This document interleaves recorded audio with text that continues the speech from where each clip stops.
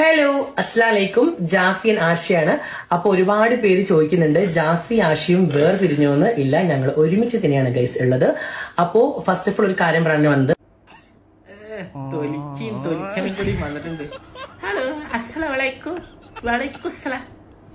എന്താ അവന്റെ കഥ? എന്ത് ചിലക്കണ്? കൂടെ നിൽക്കണ കുണ്ടൻ ചക്കല്ലേ, അവന്റെ ഉമ്മ പറയുന്ന ഡയലോഗ് ഒന്ന് കേട്ടോ കഴിഞ്ഞ് അതൊന്ന് കേക്ക് നായിക്കളങ്ങള് രണ്ടെണ്ണം കേക്ക് എന്നിട്ട് പറയും. 10 മാസം എന്റെ കുട്ടി ഇവിടെ വന്നിട്ട് 10 ഉറുപ്പ്യ ഞങ്ങളുടെ വീട്ടിലേക്കില്ല, വേണ്ട. 2 വർഷം എന്റെ 10 ഉറുപ്പ്യ ഞങ്ങൾക്ക് ചെലവ്.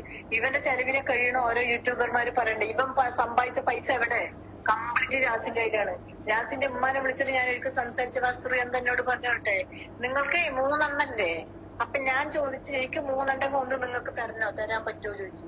എനിക്ക് ഒന്നുള്ളൂ പറയും. എന്തിനു സപ്പോർട്ട് ചെയ്യണ്? മോൻ വരുമ്പത്തിന് ഇറച്ചിയും 10 ബിരിയാണി ഉണ്ടാക്കി കൊടുത്തിട്ട് എന്തിനു ഇവനെ അവനെ സ്വീകരിക്കണം? ആട്ടിവിടണം. അതേസമയം ജാസി ഇവിടുത്തെ കയറുന്നതിന് ചൂലും കെട്ടോണ്ടടിക്കും. ഞാൻ കേട്ടൂല. ഇവരുടെ അമ്മ എന്തിനു കേട്ടണത്? അതന്നെ ഞാൻ പറയണത്. ഈ നല്ല സപ്പോർട്ടാണ്. ഈ മക്ക് കാര്യം ഉണ്ടാവും.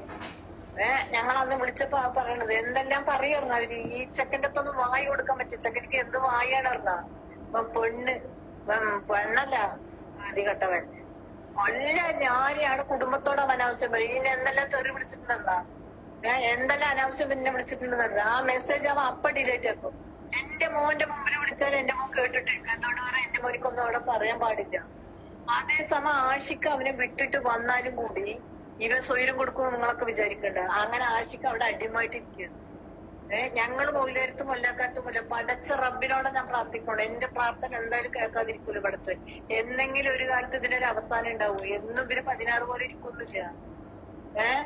എത്ര വേദന ഉണ്ട് എനിക്ക്. ഒരു നേരം ഞാൻ നിസ്കാരപ്പായി ഇത് കരയാത്ത ഈ ഇത് ഫുള്ള് കേട്ടോ, ആ വോയിസുകൾ കേട്ടു നോക്കാം.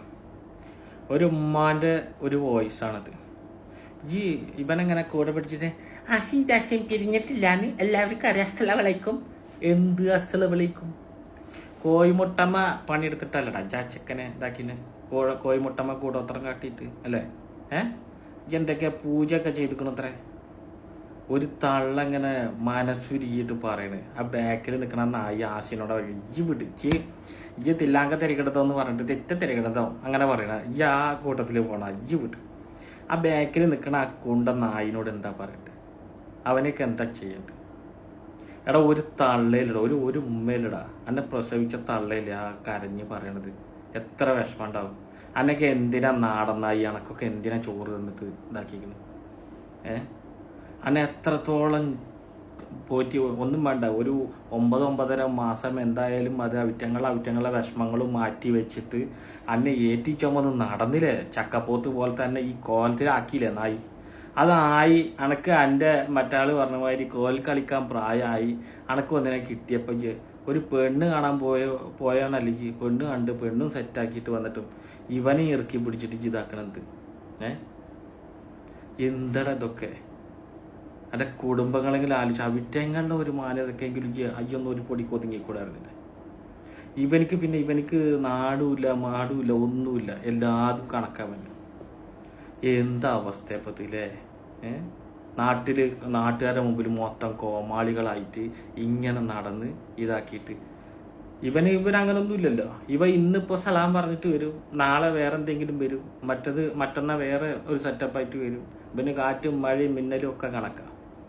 അവനതൊന്നുമില്ല. അണക്കോ ഇതൊരു ആണല്ലോ, ഉസുറും പുളിയുള്ള ആണല്ലോ പന്നി. ഇങ്ങനെ മാതിരി ചെറ്റത്തരത്തിന് കൂടുതൽ ഇങ്ങനെ നിന്നിട്ട് എന്താണ് അതിലൊക്കെ കാര്യമുള്ളത്? എന്നിട്ട് അത് കഴിഞ്ഞിട്ട് പക്ഷെ സത്യത്തിൽ അണക്ക് നല്ല പൂതിയുണ്ട്. അതുകൊണ്ടാണല്ലോ പണ്ട് പൂച്ചയുടെ മണിയടിച്ചിട്ട് മറ്റേ സുബഹിസ്കരിക്കാൻ പോയതും കട്ടിൻ്റെ അടി കൂടിയതൊക്കെ അതുകൊണ്ടാണല്ലോ. അത് സംഭവം അണക്കതിന് നല്ല പൂതിയുണ്ട്. പിന്നെ ഇപ്പം ഇവനെ ഇറുക്കി പിടിച്ചിട്ട് നിൽക്കുമ്പോൾ ഇവിടുന്ന് ഊരി പോകാൻ പറ്റണ്ടേ? അതാ സംഭവം. ഇവൻ ശരിക്കും പറഞ്ഞ പെട്ട്. ഇവൻ്റെ ഒരു കാര്യം ഇനി ഇവർക്ക് മാറാനും പറ്റൂല. അത് മാറാനുള്ള വഴികളൊക്കെ ഉണ്ട്.